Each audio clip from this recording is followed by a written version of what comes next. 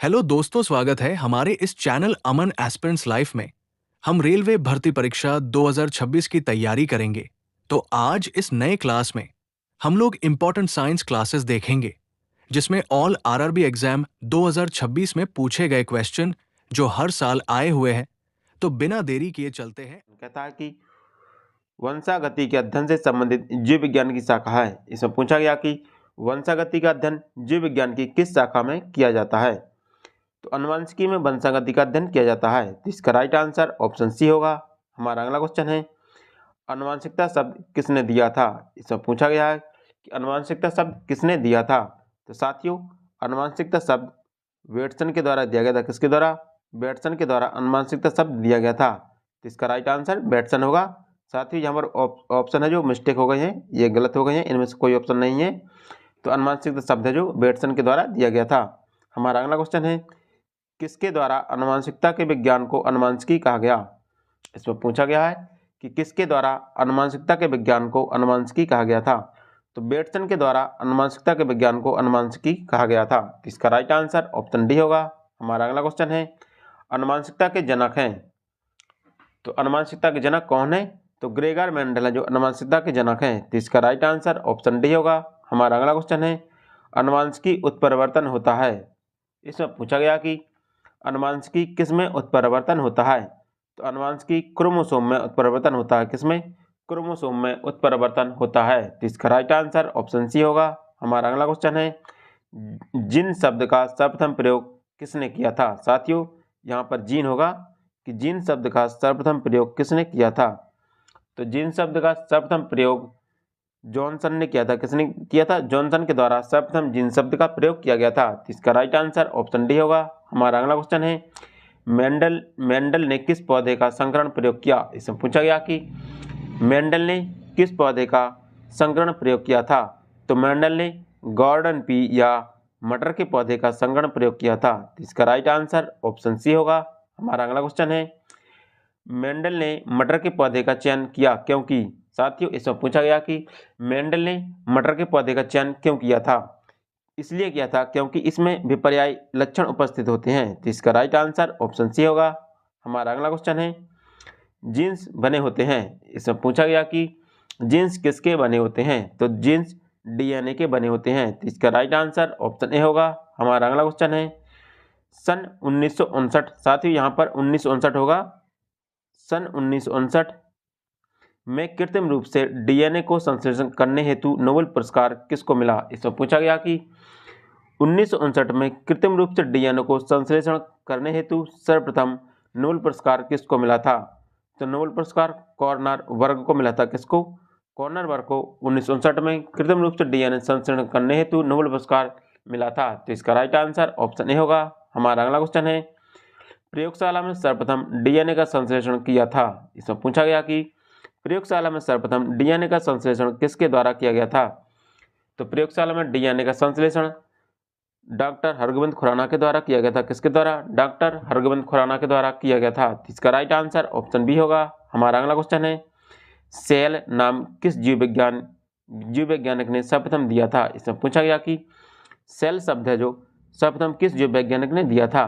तो सेल शब्द का प्रयोग सर्वप्रथम रॉबर्ट हुक के द्वारा किया गया था। किसके द्वारा? रॉबर्ट हुक के द्वारा सेल शब्द का प्रयोग किया गया था। तो इसका राइट आंसर ऑप्शन सी होगा। हमारा अगला क्वेश्चन है, निम्नलिखित में सबसे छोटी कोशिका है। इसमें पूछा गया कि सबसे छोटी कोशिका कौन सी है। तो माइकोप्लाज्मा सबसे छोटी कोशिका कौन सी? माइकोप्लाज्मा सबसे छोटी कोशिका है। तो इसका राइट आंसर ऑप्शन ए होगा। हमारा अगला क्वेश्चन है, जीवद्रव्य शब्द का सर्वप्रथम प्रयोग किसने किया। इसमें पूछा गया कि जीवद्रव्य शब्द का सर्वप्रथम प्रयोग किसने किया था। तो पुरकिंजे के द्वारा सर्वप्रथम जीवद्रव्य शब्द का प्रयोग किया गया था। तो इसका राइट आंसर ऑप्शन बी होगा। हमारा अगला क्वेश्चन है, जीवद्रव्य जीवन का भौतिक आधार है, यह किसका कथन है। साथियों, इसमें पूछा गया कि जीवद्रव्य जीवन का भौतिक आधार है और यह किसका कथन है। जो तो हेक्सले ने सर्वप्रथम कहा था कि जीवद्रव्य जीवन का भौतिक आधार है। तो इसका राइट आंसर ऑप्शन सी होगा। हमारा अगला क्वेश्चन है, कोशिका का जीवित अंश जीवद्रव्य कहलाता है, यह किसका बना होता है। साथियों, इसमें पूछा गया कि कोशिका का जीवित अंश जीवद्रव्य कहलाता है और जीवद्रव्य किसका बना होता है। तो जीवद्रव्य कोशिका द्रव्य केंद्रक द्रव और अन्य कोशिकाओं का बना होता है। किसका? कोशिका द्रव, केंद्रक द्रव और अन्य कोशिकाओं का बना होता है। तो इसका राइट आंसर ऑप्शन डी होगा। हमारा अगला क्वेश्चन है, कौन सी रचना जंतु कोशिकाओं को वनस्पति कोशिकाओं से विभेदित करती है? इसमें पूछा गया कि कौन सी कोशिका जंतु कोशिकाओं को वनस्पति कोशिकाओं से विभेदित करती है? तो सेंट्रियोल होता है जो जंतु कोशिका को वनस्पति कोशिका से विभेदित करती है। तो इसका राइट आंसर ऑप्शन डी होगा। हमारा अगला क्वेश्चन है, निम्नलिखित में कौन सबसे बड़ा कोशिकांग है? इसमें पूछा गया कि कौन सबसे बड़ा कोशिकांग है? तो प्लास्टिड है जो सबसे बड़ा कोशिकांग है। कौन? प्लास्टिड है जो सबसे बड़ा कोशिकांग है। तो इसका राइट आंसर ऑप्शन सी होगा। हमारा अगला क्वेश्चन है, पादप कोशिकाओं का सबसे बाहरी आवरण कहलाता है? इसमें पूछा गया कि पादप कोशिकाओं का सबसे बाहरी आवरण क्या कहलाता है? तो पादप कोशिकाओं का सबसे बाहरी आवरण कोशिका भित्ति कहलाती है। क्या? कोशिका भित्ति पादप कोशिकाओं का सबसे बाहरी आवरण कहलाता है। तो इसका राइट आंसर ऑप्शन बी होगा। हमारा अगला क्वेश्चन है, कोशिका भित्ति होती है या कोशिका भित्ति किसकी बनी होती है या कैसी होती है? तो कोशिका भित्ति पारगम होती है। कैसी होती है?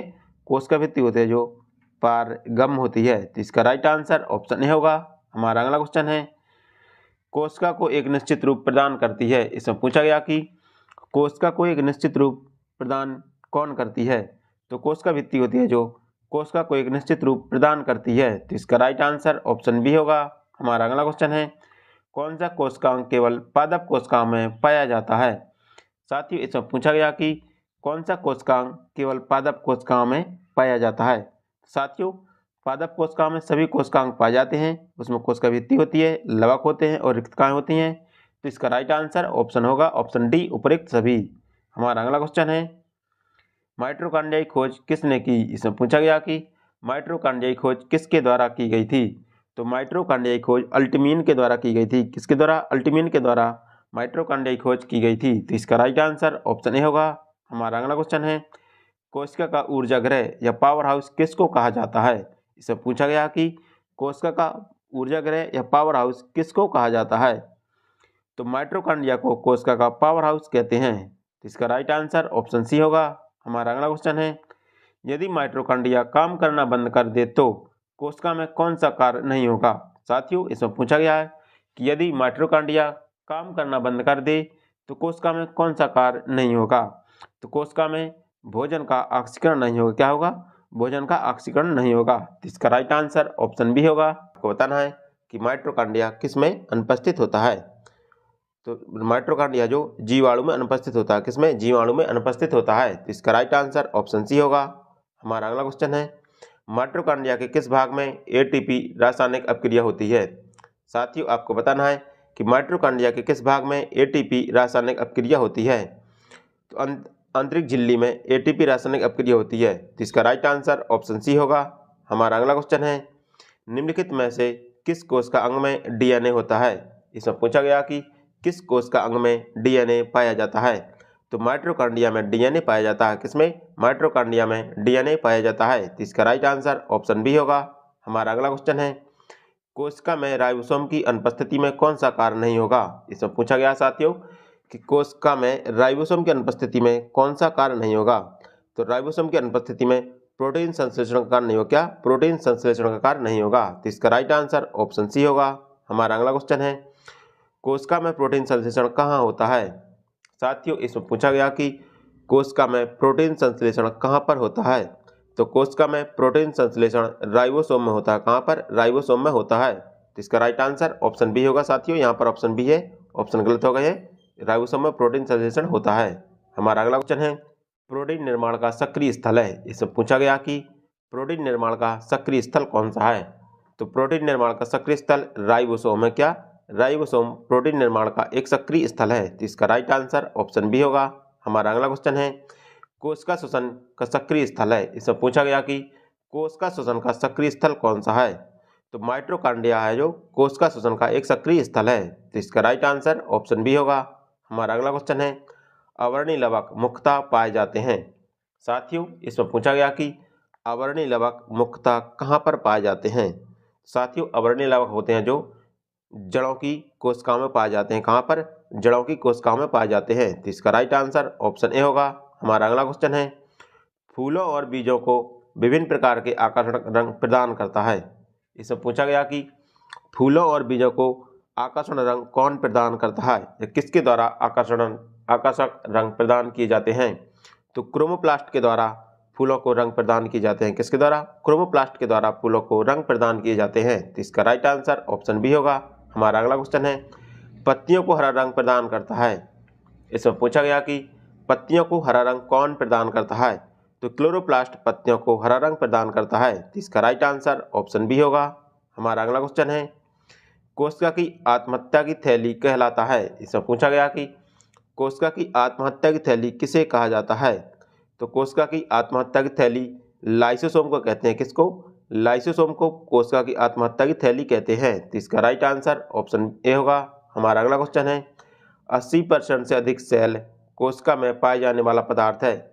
इसमें पूछा गया कि 80% से अधिक कोशिका में पाए जाने वाला पदार्थ कौन सा है। तो साथियों, कोशिका में 80% से अधिक जल पाया जाता है। क्या? जल पाया जाता है। तो इसका राइट आंसर ऑप्शन डी होगा। हमारा अगला क्वेश्चन है, गॉल्जिकाएं का प्रमुख कार्य है। इसमें पूछा गया कि गॉल्जिकाएं का प्रमुख कार्य कौन सा है। तो गॉल्जिकाओं का प्रमुख कार्य स्रावित है। क्या? स्रावित करना, मतलब स्रावित है। तो इसका राइट आंसर ऑप्शन डी होगा। हमारा अगला क्वेश्चन है, कोशिका का रसोई घर किसे कहा जाता है। इसमें पूछा गया कि कोशिका का रसोई घर किसे कहा जाता है। तो क्लोरोप्लास्ट को कोशिका का रसोई घर कहते हैं। किसको? क्लोरोप्लास्ट को कोशिका का रसोई घर कहते हैं। तो इसका राइट आंसर ऑप्शन डी होगा। हमारा अगला क्वेश्चन है, कौन सा अंगक प्राय जंतु कोशिकाओं में उपस्थित नहीं होता। इसमें पूछा गया कि कौन सा अंगक प्राय जंतु कोशिकाओं में उपस्थित नहीं होता है। तो जंतु कोशिकाओं में लवक उपस्थित नहीं होते। क्या? लवक जंतु कोशिकाओं में उपस्थित नहीं होते हैं। तो इसका राइट आंसर ऑप्शन ए होगा। हमारा अगला क्वेश्चन है, लाइसोसोम कार्य करते हैं। इसमें पूछा गया कि लाइसोसोम किस प्रकार कार्य करते हैं। तो लाइसोसोम अंतः कोशिकाओं में पाचन का कार्य करती है। क्या?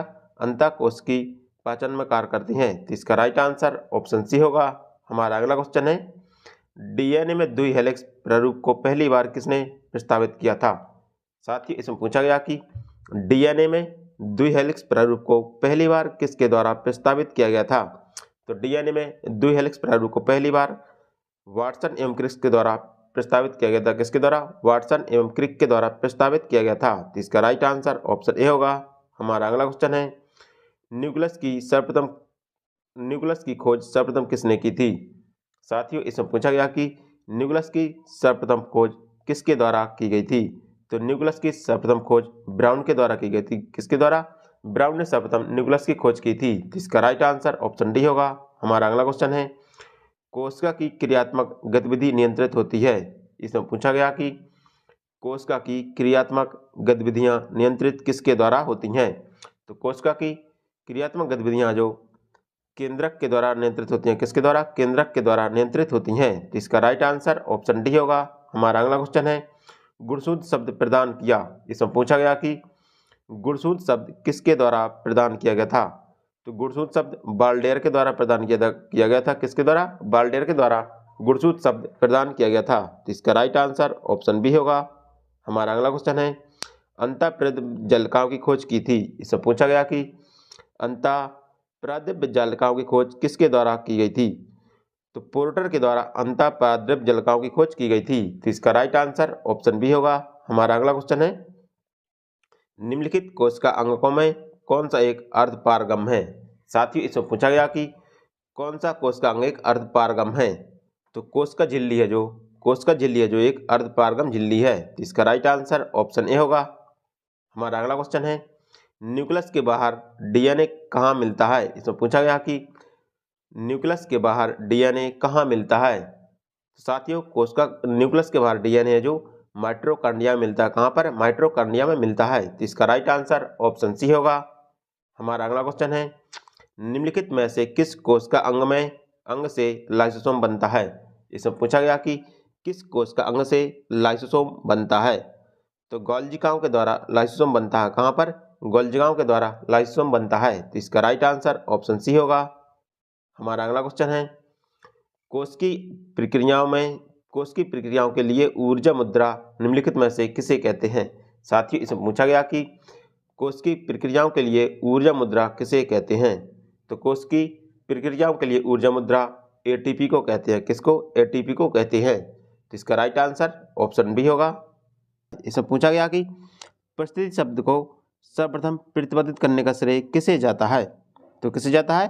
तो रीडर को परिस्थिति शब्द का प्रतिपादन करने का श्रेय जाता है। तो इसका राइट आंसर ऑप्शन डी होगा। हमारा अगला क्वेश्चन है, परिस्थितिकी तंत्र के दो घटक कौन से हैं? साथियों, आपको बताना है कि परिस्थितिकी तंत्र के दो घटक कौन से हैं। तो जैविक और अजैविक हैं जो परिस्थितिकी तंत्र के दो घटक हैं। कौन? जैविक और अजैविक परिस्थितिकी तंत्र के दो घटक हैं। तो इसका राइट आंसर ऑप्शन बी होगा। हमारा अगला क्वेश्चन है, निम्न में से कौन परितंत्र का अजैविक घटक है? साथियों, इसमें पूछा गया कि कौन परितंत्र का एक अजैविक घटक है? तो जल एक परितंत्र का अजैविक घटक। क्या? जल है जो परितंत्र का अजैविक घटक है। तो इसका राइट आंसर ऑप्शन सी होगा। हमारा अगला क्वेश्चन है, किसकी श्रृंखला में प्राथमिक उपभोक्ता होते हैं?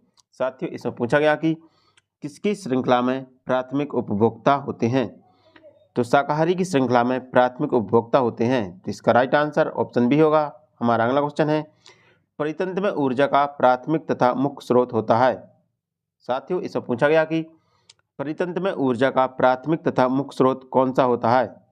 तो इसमें होता है सूर्य का प्रकाश। सूर्य का प्रकाश होता है जो प्राथमिक तथा मुख्य स्रोत होता है। तो इसका राइट आंसर ऑप्शन ए होगा। हमारा अगला क्वेश्चन है, किसी परितंत्र में सबसे बड़ी संख्या होती है? साथियों, आपको बताना है कि किसी परितंत्र में सबसे बड़ी संख्या किसकी होती है? तो प्राथमिक उत्पादकों की किसी परितंत्र में सबसे बड़ी संख्या होती है। तो इसका राइट आंसर ऑप्शन ए होगा।